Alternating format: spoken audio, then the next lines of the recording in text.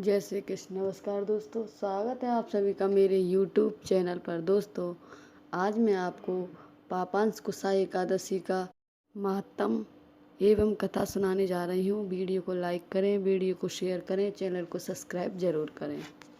तो आइए सुनते हैं। युधिष्ठिर बोले, हे भगवान, अश्विन शुक्ल एकादशी का क्या नाम है?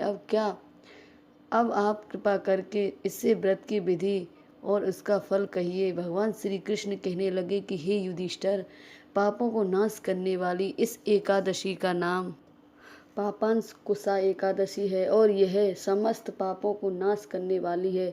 इस दिन मनुष्य को विधि पूर्वक भगवान पद्मनाथ नाम की पूजा करनी चाहिए। यह एकादशी मनुष्य को मनोवांछित फल देकर स्वर्ग को प्राप्त कराने वाली है। मनुष्य को बहुत दिनों तक तपस्या करने से जो फल प्राप्त होता है, वही फल इससे प्राप्त हो जाता है।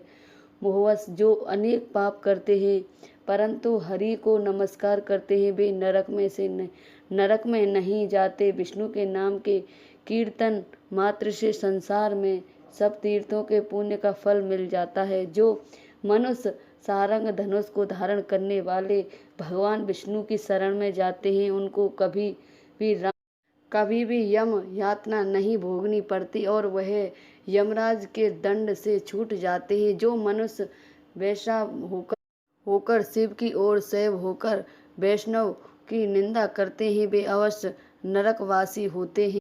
सहंसु वाजपेयी और अवमेव यज्ञ से जो फल प्राप्त होता है, वह इस एकादशी के व्रत के 16वें भाग के बराबर भी नहीं होता। संसार में एकादशी के बराबर कोई पुण्य नहीं, इसके बराबर पवित्र तीनों लोकों में कुछ भी नहीं है। इस एकादशी के व्रत के बराबर कोई व्रत जब तक उस एकादशी का व्रत नहीं करते, तब तक ही मनुष्य की देह में पाप वास कर सकते हैं। यह एकादशी स्वर्ग, मोक्ष, आरोग्यता, सुंदर स्त्री तथा अन्न और धन की देने वाली एकादशी के व्रत के बराबर गंगा, गाया, काशी, कुरुक्षेत्र और पुष्कर भी पुण्यवान नहीं हैं।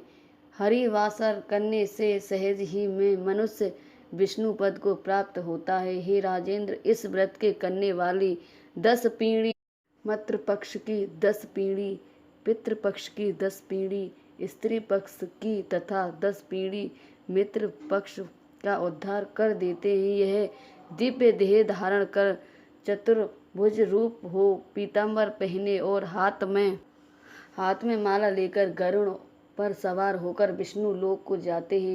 हे नृपोत्तम, बाल अवस्था, युवावस्था और वृद्ध अवस्था में इस व्रत को करने से पापी मनुष्य भी दुर्गति को प्राप्त न होकर सतगति को प्राप्त होता है। अश्विन मास की शुक्ल पक्ष की इस पापांशकुशा एकादशी का जो व्रत करते हैं, वे अंत समय में हरि लोक को प्राप्त होते हैं तथा समस्त पापों से युक्त हो जाते हैं। सोना, तिल, भूमि, गो, अन्न, जल, छत्री तथा जूती दान करने वाला मनुष्य यमराज को नहीं देखता। जो मनुष्य किसी प्रकार के पुण्य कर्म किए बिना जीवन के दिन व्यतीत करता है, वह लोहार की भट्टी की तरह सांस लेता हुआ निर्जीवित के समान ही है। निर्धन मनुष्य को भी अपनी शक्ति के अनुसार दान करना चाहिए तथा धन वालों को सरोवर, भाग, मकान आदि बनवाकर दान करना चाहिए। ऐसे मनुष्य को यम का द्वार नहीं देखना पड़ता तथा संसार में दीर्घ आयु, धनाढ्य, कुलीन और रोग रहित रहते हैं। सारांश यह है कि धर्म से सतगति तथा अधर्म से दुर्गति प्राप्त होती है, इसके कोई संदेह नहीं।